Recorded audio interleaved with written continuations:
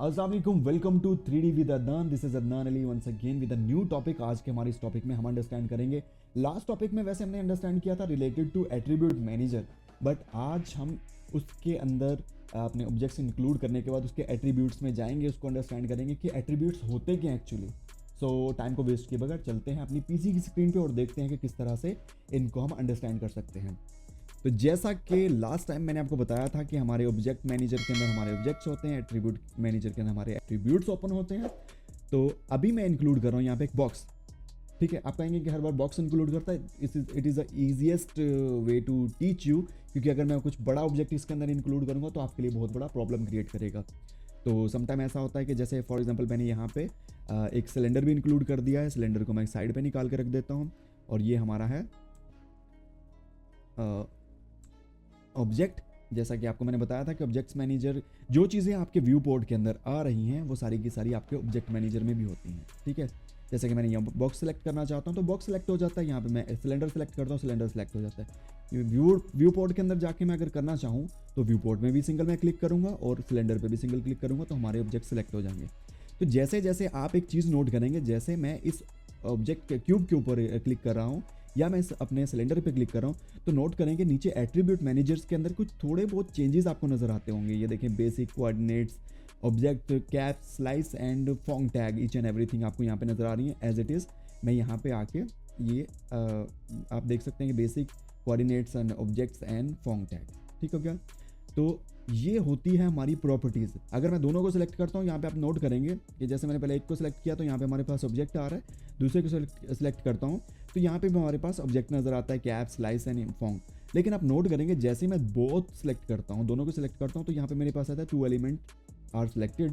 उसमें हमारे पास बेसिक, कोऑर्डिनेट्स एंड फॉन्ग, 3 चीज़ें नजर आ रही हैं जो कि आप नोट कर सकते हैं कि हमारे बॉक्स के अंदर भी कॉमन है।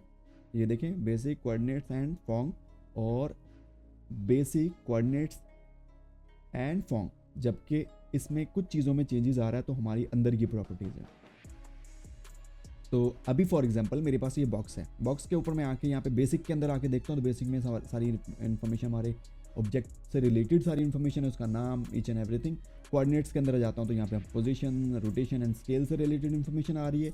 और ऑब्जेक्ट के अंदर आ रहा हूँ तो मेरे उस ऑब्जेक्ट के रिलेटेड इन्फॉर्मेशन जिसमें XYZ में उसका साइज़ लगा हुआ है, उसमें कितने सेगमेंट इंक्लूड हुए हैं, उसमें सेपरेट सरफेस हम कर सकते हैं, फिलेट्स कर सकते हैं। ठीक है, और फॉन्ग के अंदर आपको फॉन्ग का टैग नजर आएगा, जो ये फॉन्ग टैग होता है एक्चुअली। ये देखिए, आप देख सकते हैं फॉन्ग टैग के रिलेटेड सारी इन्फॉर्मेशन हम पूरी की पूरी डिस्कस करेंगे।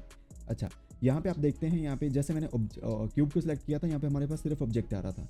अगर यहाँ पे मैं सिलेक्ट करता हूँ सिलेंडर के अंदर आपको कुछ चीज़ें एक्स्ट्रा नजर आएंगी, जिसमें ऑब्जेक्ट हो गया, कैप्स हो गया और उसके स्लाइसेस नजर आ गया आपको, स्लाइस। सो अभी हम डिस्कस करते हैं एक एक ऑब्जेक्ट के ऊपर कि उसके जो ऑब्जेक्ट की प्रॉपर्टीज है उसके अंदर क्या कुछ होता है। जैसा कि एक्स, वाई एंड जी, हमारे पास यहाँ पे 3 गिज्मो के अंदर आप देख सकते हैं, हमारा एक्स एक्सिस है, वाई एक्सिस है एंड जी एक्सिस।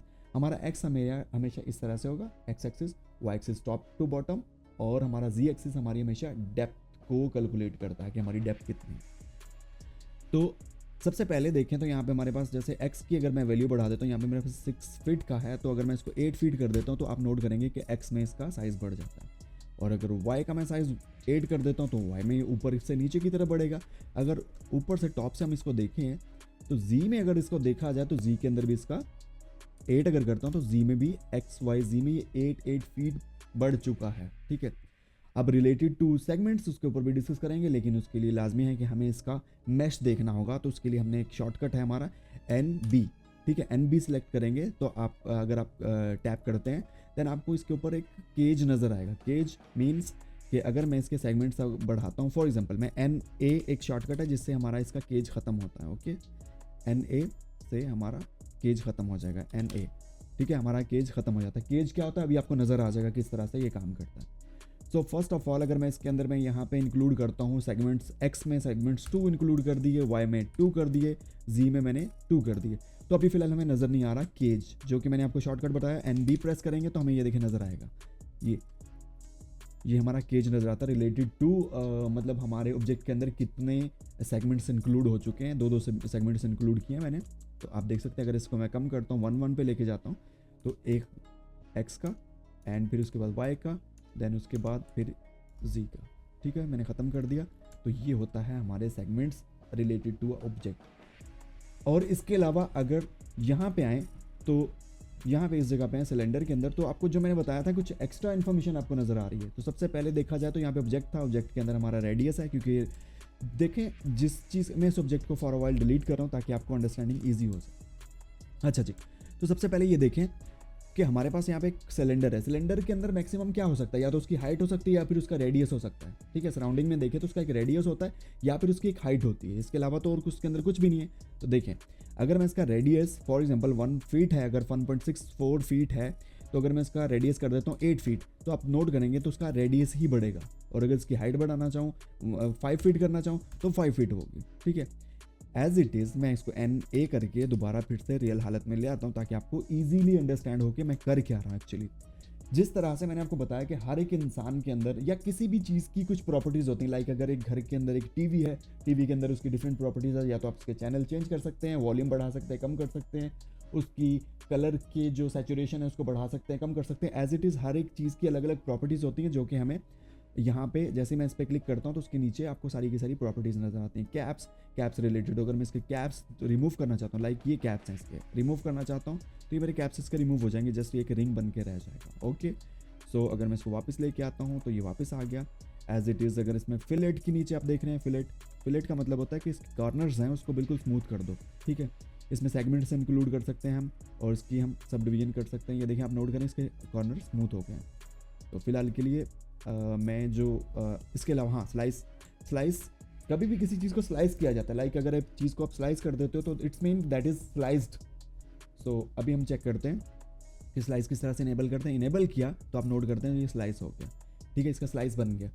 तो यहाँ पे हमारे पास फ्रॉम टू से दो चीज़ें आ रही हैं। यहाँ पे हमारे पास 0 to 180 है। ठीक है, 180 अगर 0 से आगे मतलब आगे की तरफ इसकी वैल्यू बढ़ाते हैं 0 से 1 2 3 4 5, तो ये ऐसा ऐसा बढ़ना शुरू हो जाएगा। ठीक है, 180 की तरफ। ठीक है, ये देखें आप, बल्कि सॉरी कम होना शुरू हो जाएगा, कम होना शुरू हो जाएगा। इसको मैं अगर यहाँ पे लेके 0 पे लेके आता हूँ, अगर मैं इसको यहाँ से बढ़ाता हूँ, यहाँ पे 180 से आगे बढ़ाता हूँ, तो आप नोट करते हैं कि ये स्लाइस हमारा आगे की तरफ बढ़ रहा है। तो प्रॉपर्टीज़ के रिलेटेड कंप्लीट इन्फॉर्मेशन अगली वीडियो में हम डिस्कस लाजमी करेंगे। इसमें थोड़ा सा मेन पर्पस था आप लोगों को बताना कि एट्रीब्यूट्स के अंदर आके उसकी प्रॉपर्टीज़ के साथ किस तरह से हम प्ले कर सकते हैं। तो आने वाली वीडियो के अंदर हम डिस्कस करेंगे रिलेटेड टू कि जो हमारे एक एक प्रॉपर्टी के अंदर एक एक चीज़ है, लाइक बेसिक है, कोऑर्डिनेट्स हैं, और उसके अलावा एक और चीज़ होती है फॉर्म, और फिर उसकी जो प्रॉपर्टीज़ होती हैं ऑब्जेक्ट की, उसके रिलेटेड हम डिस्कस करेंगे। तब तक के लिए अल्लाह हाफिज़। उम्मीद करता हूँ वीडियो आपको पसंद आएगी। आपको अगर मेरी ये वीडियो पसंद आ रही है प्लीज़ लाइक कीजिए, शेयर कीजिए, hit the bell icon to get my latest video updates, जो कि 100% free of cost classes related to Cinema 4D 3D modelling में आप शुरू की हुई हैं। तो आपको उससे रिलेटेड सारी इन्फॉर्मेशन मिल जाएगी। Thank you so much. अल्लाह हाफिज़।